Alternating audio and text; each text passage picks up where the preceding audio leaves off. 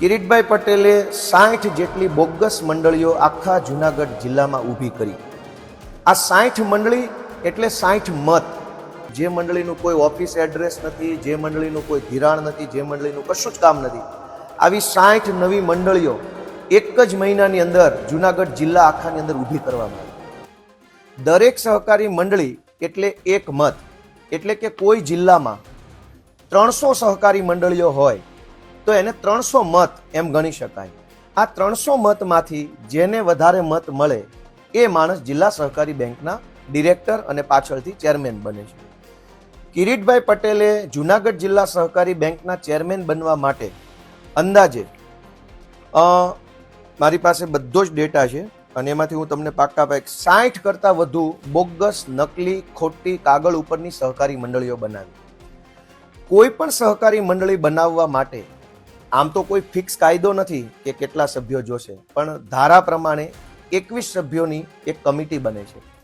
21 સભ્યોનું આખું લિસ્ટ આપવામાં આવે ત્યારે એક સહકારી મંડળીનું રજીસ્ટ્રેશન કરાવી શકાય છે. કિરીટભાઈ પટેલે 60 જેટલી બોગસ મંડળીઓ આખા જૂનાગઢ જિલ્લામાં ઊભી કરી.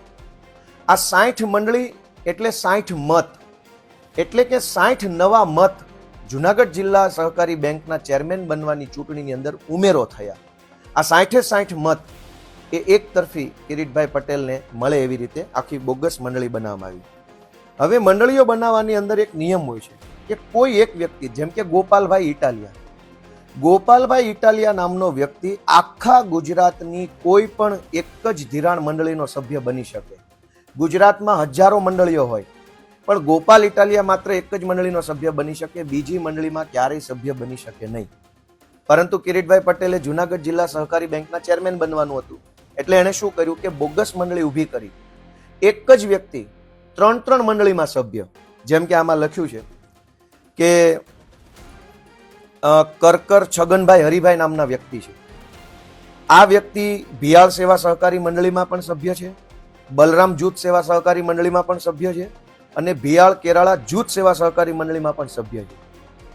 અહીંયા 2 બાબતની કૌભાંડ થયું છે. એક કે એક ગામમાં ધિરાણને લગતી એક જ મંડળી હોઈ શકે, ઉત્પાદનને લગતી અલગ મંડળી, ધિરાણને લગતી અલગ મંડળી, પણ અહીંયા ભિયાળ ગામમાં ધિરાણને લગતી 3 મંડળી ઊભી કરવામાં આવી, જેમાંથી એક સાચી હોય, 2 બોગસ મંડળીઓ હોય. પણ આ 3 મંડળીમાં છગનભાઈ કરકર નામનો એક જ વ્યક્તિ ત્રણેયમાં સભ્ય છે. મારી પાસે તો બહુ લાંબુ લિસ્ટ છે, મારે બધાના નામ નથી બોલવા. ટોટલ 54 મંડળીઓનું લિસ્ટ અત્યારે મારા હાથમાં છે. આ લિસ્ટ ઉપર ફરિયાદ પણ થયેલી છે અને ફરિયાદ થઈ ત્યારે, આ બોગસ મંડળીઓ ઉપર ફરિયાદ થઈ ત્યારે આ મારી પાસે ખેતીવાડી ઉત્પન્ન બજાર સમિતિ જૂનાગઢ અને સહકારિતા વિભાગને લગતા રજિસ્ટ્રારનો ઓફિશિયલ આદેશ છે. આ સરકારી હુકમ છે જે જગ જાહેર છે. અહીં અંદર ભાજપના મળતિયા અધિકારીને ગોઠવવામાં આવ્યા.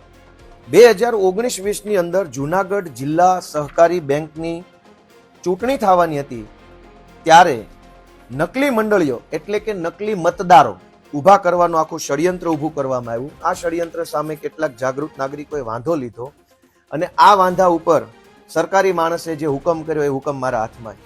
પહેલા તો નકલી મંડળી કઈ બનાવવામાં આવી? સેમરાળા જૂથ ખેડૂત સેવા સહકારી મંડળી બનાવવામાં આવી. આ મંડળી ક્યારે બની? 2019માં, 22/11/2019માં બની. ત્યાર પછી બલરામ જૂથ સેવા સહકારી મંડળી બની. આ મંડળી ક્યારે બની? 29/11/2019માં બની. પરિશ્રમ ખેડૂત સેવા સહકારી મંડળી ચોકલી, આ મંડળી ક્યારે બની? 22/11/2019. આ પછી જય મુરલીધર જૂથ ખેડૂત સેવા સહકારી મંડળી 21/12/2019માં બની. સુખપુર વડાલ કિસાન જૂથ સેવા સહકારી મંડળી 22/11/2019ના રોજ બની. સૌરાષ્ટ્ર કૃષિ સેવા સહકારી મંડળી ક્યારે બની? 22/11/2019ના રોજ. ગલિયાવાડા કૃષિ સેવા સહકારી મંડળી ક્યારે બની? 27/11/2019. ખેડૂત સેવા સહકારી મંડળી માખિયાળા ક્યારે બની? 27/11/2019. જય દ્વારકાધીશ જૂથ ખેડૂત સેવા સહકારી મંડળી બામણગામ ક્યારે બની? 18/12/2019. મહાદેવ ખેડૂત સેવા સહકારી મંડળી મેવાસા કમરી ક્યારે બની? 21/12/2019. ભારત ખેડૂત જૂથ સેવા સહકારી મંડળી સુખપુર ક્યારે બની? 21/12/2019. જૂનાગઢ તાલુકા નાના અને સીમાંત ખેડૂત સેવા સહકારી મંડળી પ્લાસવા ક્યારે બની? 21/12/2019. ઈવનગર નાના અને સીમાંત ખેડૂત સેવા સહકારી મંડળી ક્યારે બની? 4/1/2020. જય ગિરનાર જૂથ સેવા સહકારી મંડળી આણંદપુર. આટલી બોગસ મંડળીઓ 2019ના 12મા મહિનામાં અને 11મા મહિનામાં એક સાથે 40-50 નવી મંડળીઓ જુનાગઢમાં બની ગઈ. છતાં પણ જિલ્લા સહકારી તંત્રને ક્યાંય ખોટું ન લાગ્યું. 60 જેટલી આવી બોગસ મંડળીઓ, આ તો હું ઓછા નામ બોલ્યો છું, આવી 60 જેટલી બોગસ મંડળીઓ, કાગળ ઉપરની મંડળીઓ, જે મંડળીનું કોઈ ઓફિસ એડ્રેસ નથી, જે મંડળીનું કોઈ ધિરાણ નથી, જે મંડળીનું કશું જ કામ નથી, આવી 60 નવી મંડળીઓ એક જ મહિનાની અંદર જુનાગઢ જિલ્લા આખાની અંદર ઊભી કરવામાં આવી. આ 60 મંડળી બનવાના કારણે જિલ્લા સહકારી બેંકના ચેરમેન બનવાની ચૂંટણીમાં 60 નવા મતનો ઉમેરો થયો. આ 60 મતદારો કોણ હતા? ભાજપના માણસો. આ 60 નવા મત ઉમેરાવાના કારણે, આ બોગસ મંડળીઓના કારણે ભાજપના ઉમેદવાર કિરીટ પટેલ જુનાગઢ જિલ્લા સહકારી બેંકના 2020 આસપાસ ચેરમેન બની ગયા.